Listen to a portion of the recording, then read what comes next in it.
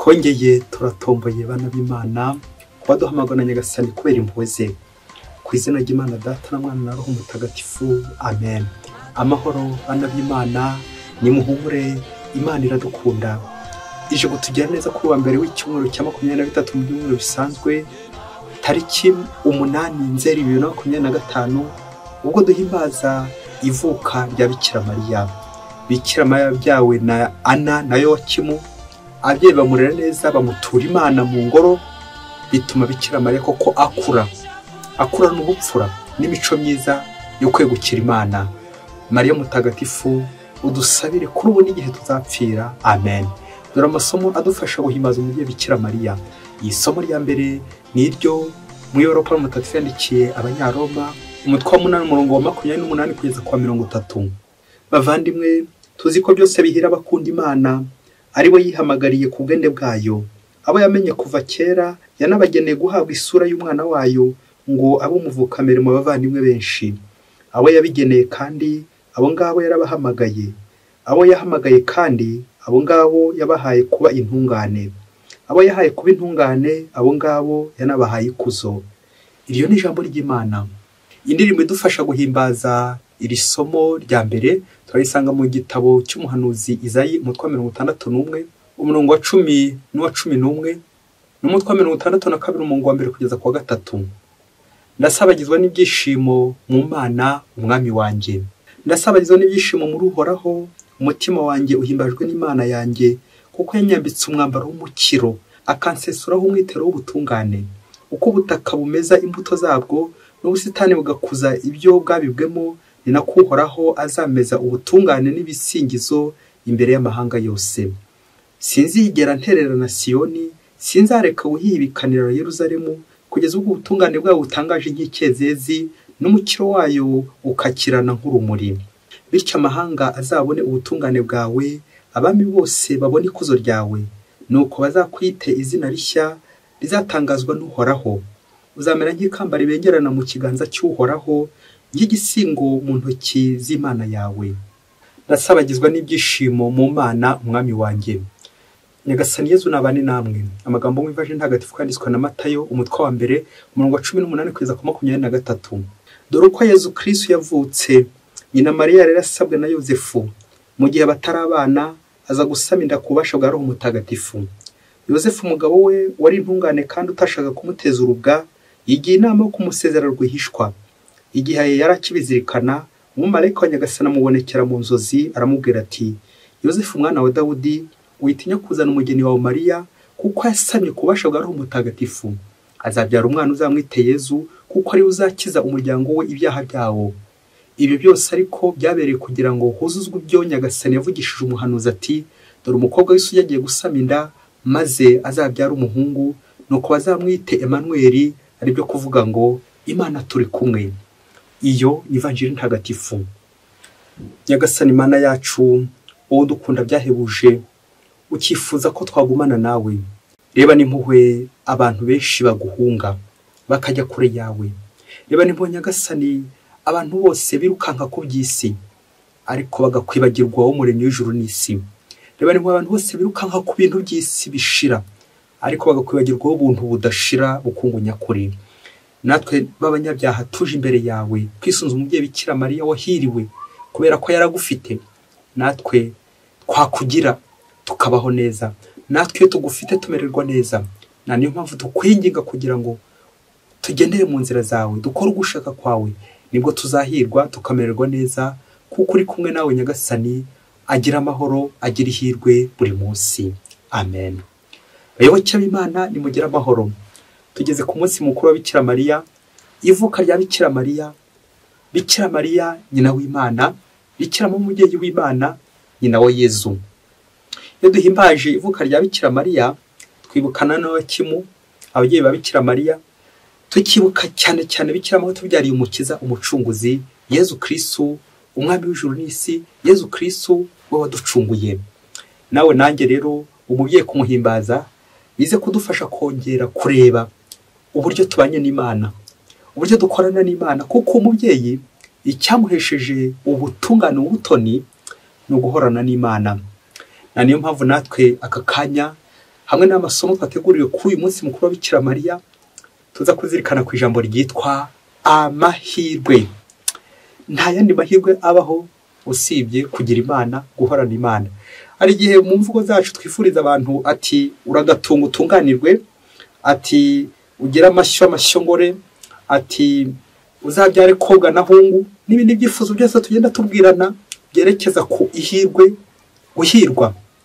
Ariko turaza kubona ko amahirwe nyakuri nta kindi usibye kugumana n'Imana. Nicyo cyaranze mu gihe Bikira Mariya. Mu gihe Bikira Mariya yagumanye n'Imana bituma koko ahirwa, bituma amererwa neza, bituma agira ubutoni ku Mana. Muri amasomo tugiye kwisoma mu gihe Bikira Mariya we wahiriwe akagumana n'Imana, turaza gutandukanya ibintu bibiri byumvikane, guhirwa ndetse no kugorwa. Bavuga ko umuntu yahiriwe ryari, bavuga ko umuntu yagowe ryari. Umuntu wagowe akeshi aba yadukiriye ibintu by'umuvumo, aba yirukanse inyuma y'ikuzo akaza gusarura izangano aho kugira ngo yirukange inyuma yo kwiroshya. Umuntu ugowe nuhunga Imana, nujya kure y'Imana. Naho umuntu wahiriwe ntago ajya kure y'Imana, ahubwo yegera Imana. Ukurushaho guhunga Imana nani kurushaho kugenda ugorwa, ukurushaho kwegera Imana nani kurushaho kugenda uhirwa. Rero urahirwa niba uri kumwe n'Imana. Nicyo Ivanjili yasorejeho, nuri kumwe n'Imana. Mu gihe Bikira Mariya ahorana n'Imana, ngo tudahema kubivuga muri Ndakuramutsa Mariya, wuje inema uhorana n'Imana.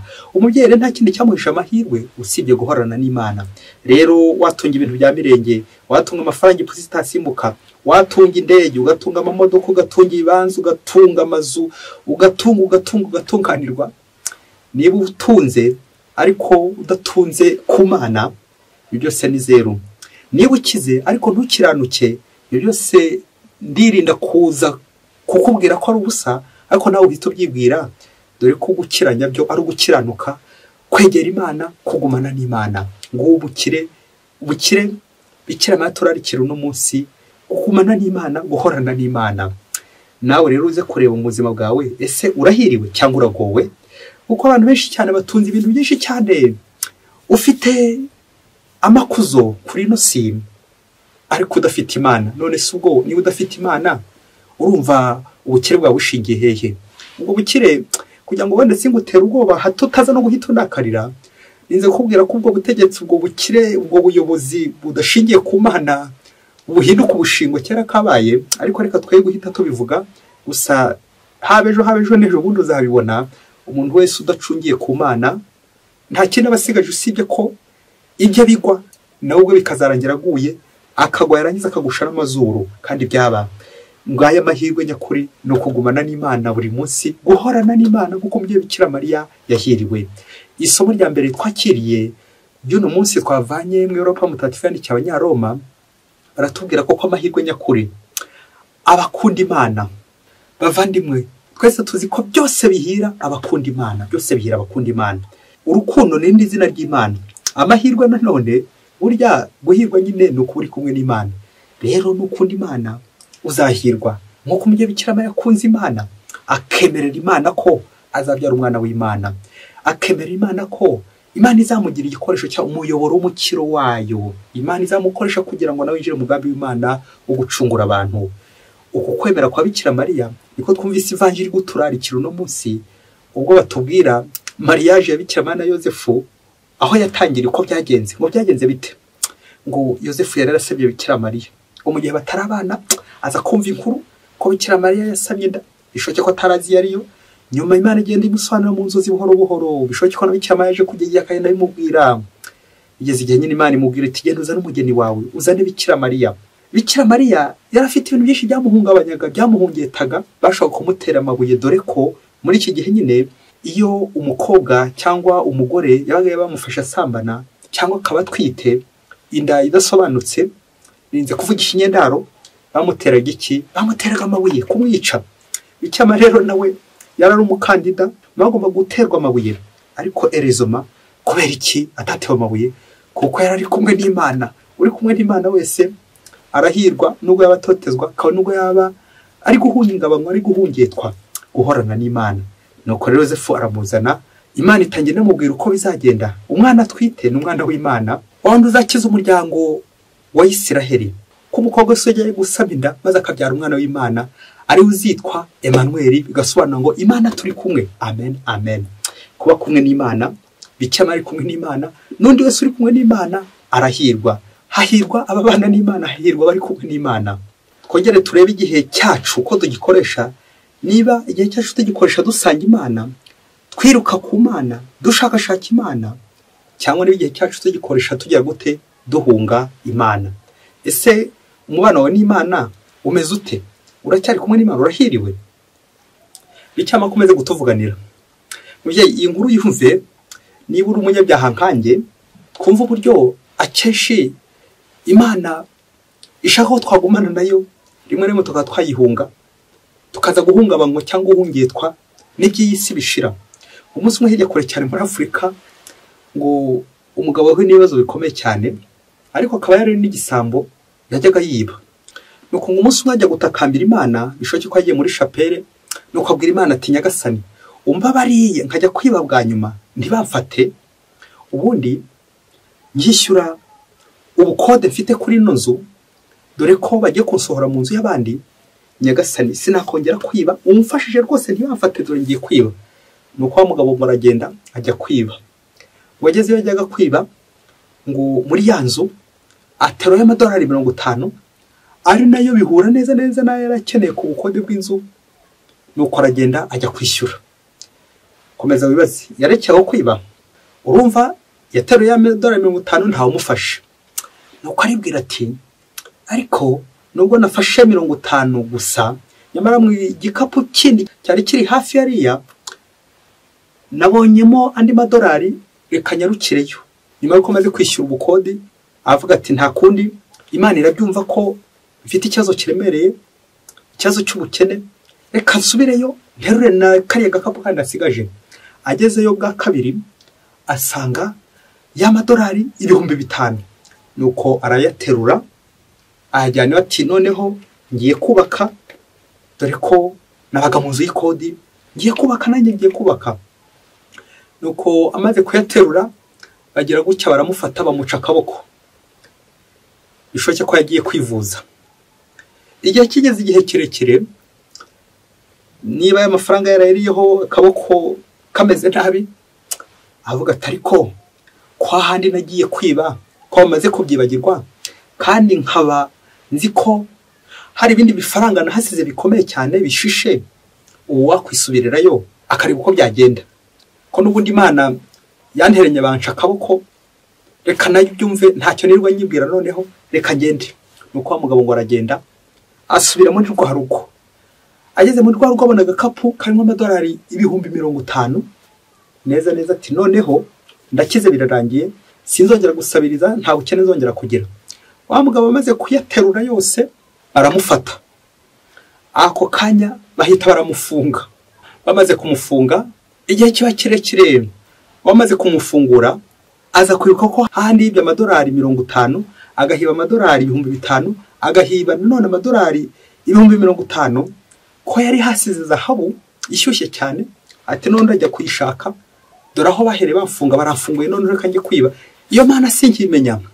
Nuko aragenda ngo abatura ya zahabu, amaze kwibatura bamuhita muca akaguru. Bishoboye ko yatashye igiye kwivuza. Ubwa gatanu ngo asubiyeyo, neza neza aravuga ati noneho nabonye zahabu ishyushye, mbona ibifaranga byinshi, none ndagenda biterura icyarimwe. Iyo Mana yakomeje kuntererana, ntacyo yigeze imarira, n'ubundi ntacyo yamariye. Nuko wa mugabo ngo aragenda agiye guterura ibintu byose byari biri muri ya nzu, kuko n'ubu nta Imana yigeze imumarira. Niba uri maso, ko bwa mbere yagiye kwiba Imana narenge kuvuga igahengeka ntibamufata, ubwa kabiri bakamuca akaboko, ubwa gatatu bakamufunga, ubwa kane bakamuca akaguru, ni iki gisigaye niba uri maso? Uyu mugabo niba bamufata ngaho fora icyo bari buze kumukorera, igihano wumva cyaba gisigaye. Nyuma yuko amaze guterura ibintu byose byari biri muri ya nzu, agira ngo noneho birarangiye ntazongera kwiba, arakize birarangiye, agiye guhita akira birangire. Ngaho fora ukuntu biza kurangira, cyo bikora niba uri maso kandi ukurikiye uko byarangira, umugore we hasigaye no kwitegura abazamuherekeza mu kujya gushyingura, uko ntibyazarangira ahangaha umuntu wibye akiba kugeza igihe nyine yibye kugeza ku ndunduro, ahasiga umugore we ashobora kuba yitegura uburyo umugabo azashyingurwa, kuko ntabwo azagaruka ari muzima. Dukurikije ibyagiye bimubaho byose, abayoboke b'Imana Yezu Kristo akuzwe. Uko urushaho guhunga Imana niko urushaho kugorwa, kubabara, niko urushaho kugenda ujya mu muriro, niko urushaho kubura urukundo, niko urushaho kubura Imana, kuba umuburamana. Uko tuhenda duheza Imana mu byacu, niko tugenda turushaho gukena. Mu kwiyambaza umubyeyi Bikira Mariya kuri uyu munsi w'ivuka rye, reka dusoreze ku bintu bitatu biza kongera kugufasha kureba niba uhiriwe cyangwa niba waragowe. Icya mbere, reka dutandukanye umutekano n'amahoro. Uraza guhita wumva nawe aho uri niba ufite umutekano, ufite amahoro. Icya mbere, umutekano ushobora kuba ufite abantu bakurinze, imbunda, amasasa akurinze, ufite ibipangu byiza bikurinze, ufite imbwa zikurinze n'ibindi byose, n'izindi ntwaro zikurinze cyangwa intwari. Ibyo byose ukajya ubirya umutima uri gukurya. Mbese ufite umuhoro ariko ubuza amahoro. Icyo nicyo bita umutekano. Ufite ibintu, ufite amafaranga, ufite ibintu byose byakurengera ariko ubuza Imana, ubuza amahoro. Erega amahoro ni izina ry'Imana. Amahoro nyine ni uguhirwa. N'ahantu nyine hatari umuhoro, navugaga kwica. Buriya ahantu hose bari kwicana nuko bafite umutekano ariko babuze iki? Babuza amahoro. Bikira Mariya nta mutekano yari afite. Kubera iki? Bamwe bashaka kumutera amabuye, bagafata bashaka kumutera. Yari yaragowe, ubuhungiro, ibindi byose byagiye bimubabaza, kubyarira mu kiraro kandi abyara umwana w'Imana, n'ibindi byose byagiye biza bikira ngo tujye tubizirikana. Ariko Bikira Mariya yarababaye kugira ngo agire umutima wo kubabarira. Ibyo byose ariko Imana yaje kumugororera, kuko nyine ahorana n'Imana. Nguyu rero umubyeyi Bikira Mariya, iyo tuvuga ndakuramutsa Mariya, uje inema uhorana n'Imana, ahorana n'Imana nyine. Niyo mpamvu yahiriwe, kandi ubwo yahura n'ibyago, ibibazo, bitotezo, ariko ahora ahiriwe umubyeyi Bikira Mariya. Nawe rero uze gusaba Imana kutayiheza mu buzima bwawe, kuko nuyiheza nibwo uzagorwa. Iyo uheje Imana mu buzima bwawe uragorwa. Icya kabiri twazirikana nuko tujya twibeshya kenshi, tugashaka kubana n'Imana mu bintu bimwe, ibindi tukayiheza.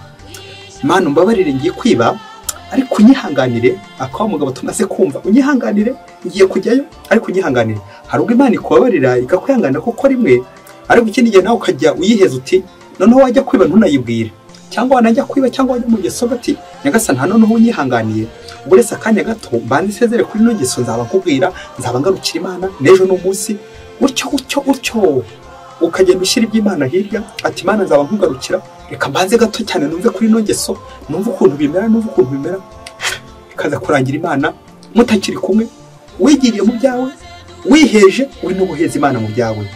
Hari ubwo kenshi twitwaza intege nke zacu, ati Nyagasani urabona ko n'umunyabyaha n'umunyantege nke, nawe urabizi ko turi abantu n'ibyo, ugasanga kenshi turi kurata intege nke zacu, aho kugira ngo tureke Imana aba ari twigarurira, twiyambaza Imana nk'uko cyamaze Imana, duhorane n'Imana, tugumane n'Imana.